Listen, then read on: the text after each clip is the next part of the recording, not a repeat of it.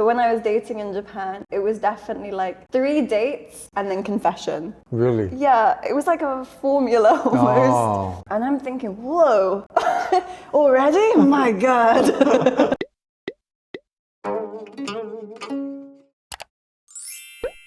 Hello, my name is Ryan. Hi, my name is Letty. I'm from the UK. Nice to meet you. Have you ever dated a British man? Yes. Can I ask how many times? Oh my gosh. You can also count use your foot to count. So I need a pen and paper.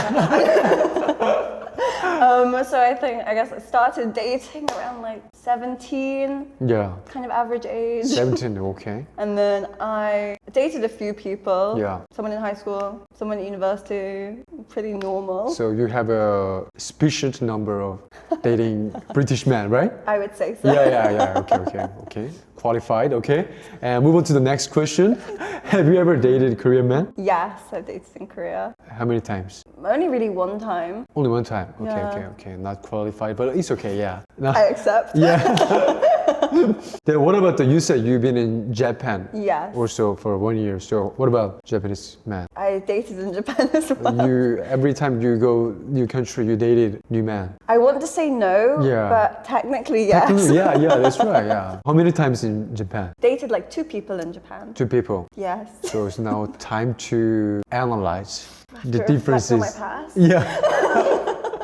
Actually, my intention is to ask only the difference between the British man and Korean man. But since you have 2 Japanese dated men, so I'm gonna ask you the difference of these 3. So Yeah. I would say dating in the UK, Yeah. it's vague. Don't really label things. Yeah. Always want to play it kind of cool. Ah. Like you don't want to show your feelings first. Otherwise, like you lose. Oh, really? Not that it's a game, Yeah. but somehow it feels like a game. Okay. And I know that actually it's one of the biggest problems about Yeah. dating in the UK is like people have like the dating apps and they will talk to someone for like 6 months or a year, Just talk, or is there any like never meet. never meet? Or they'll be talking and talking and talking every day for 6 months, sometimes even a year, and then they just like ghost. Not just for online friend? No, like they do it with like intention of dating. Yeah. But again, it's like making the first move is like you lose. So some people are really hesitant to like try to suggest meeting up or wanting to see someone. So it's really hard in the UK moving online relationships to like in person. Really? Is it? Wow. Yeah. I cannot Are you believe. culture shocked? It normally takes 6 months to meet each other in offline. I mean, sometimes it's quicker. It could be like Yeah. 3 months. Yeah. But it's so many times, and I know among many of my friends and Yeah. acquaintances, they'll like be in like the talking stage, and then it just like fizzles out Okay. because they never meet. Okay, yeah. For the people I did actually meet and date, I would say it was very comfortable being ambiguous, being kind of vague until we'd met each other many times or been seeing each other for several months. It's very comfortable.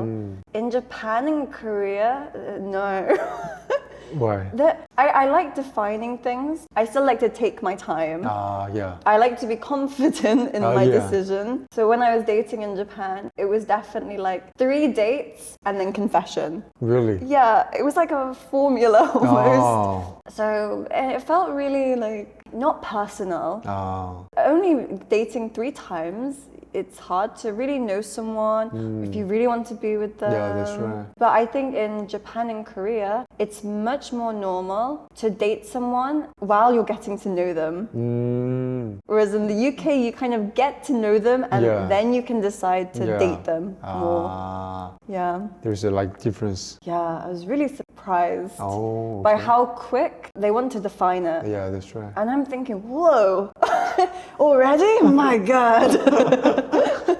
Actually, I think most of the Korean girls also want men to decide not too late. In Korea, I think maybe Korean girl would wait like 5 or 6 dates.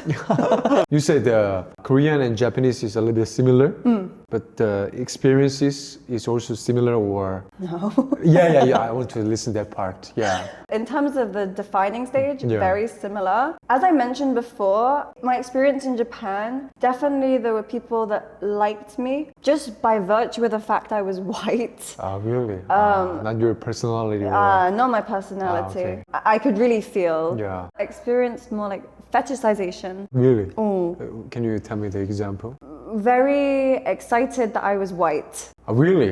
Really would express, I like you so much, you're so pale and so white, it's so beautiful. It wasn't racism, it was really this fetishization of being white and British. Yeah. So that was definitely a big difference. Yeah. And then my experience in dating, I mean, of the two I dated, one of them was just, I think he definitely did not treat me as a person.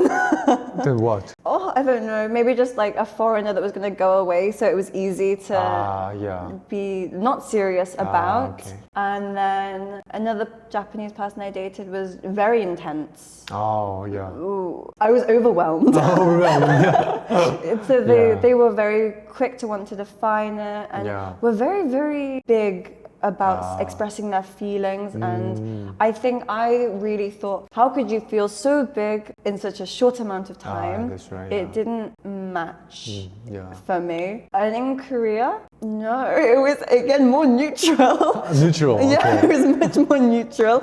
Although I could see that there was more of a push to like define earlier, not the pressure of like 3 dates and then we have to define or have to confess. Yeah, I could definitely feel there was less pressure, and also it felt more reasonable. The amount of time we spent together and their expression or how they confessed their feelings felt like the appropriate amount. Okay. I was like, okay, this is reasonable, this is understandable. I see. Thanks for sharing your precious experience. No problem.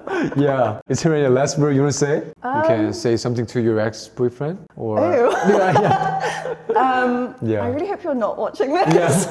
Wherever you are. Yeah, that's right, yeah. To my current boyfriend, hi. Oh, yeah. Yeah, like, subscribe and comment. Good. Yeah. Thanks for watching this video, and if you think this video is helpful, please subscribe, like, and comment here. Bye. Bye.